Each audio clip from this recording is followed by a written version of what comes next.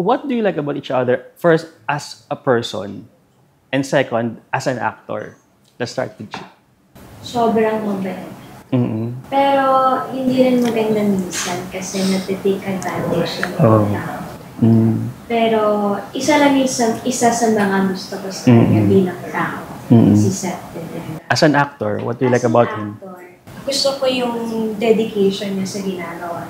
Mm-hmm. Hindi niya, kahit pa sabihin niyang paglaruan niya yung character niya, alam niya yung ginagawa niya. Mm-hmm. So, walang tama mali pag umarte siya kasi Yes. alam niya yung sinimulan niya, alam niya yung ginagawa niya, alam niya paano niya tatapos.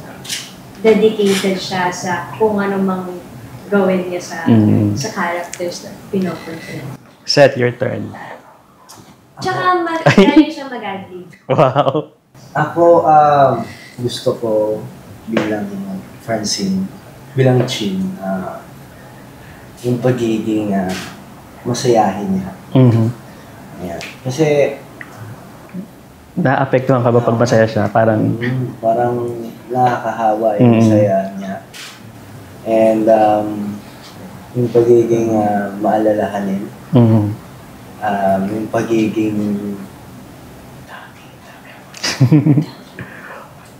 Pero as an actor na lang. As an actor. What do you like about her as an actor? Parehas din kami ng dedikasyon. Saka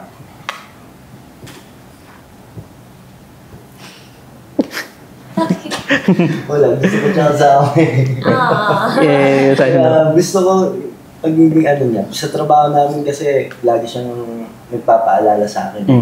Lagi niya akong, kumbaga, alam niyang kaya ko, pero sasabihin niya pa rin yung ikakabuti para sa akin. And yun ang isa sa mga pinakagusto ko bilang katrabaho ko, bilang siya yung kapartner ko. Alright.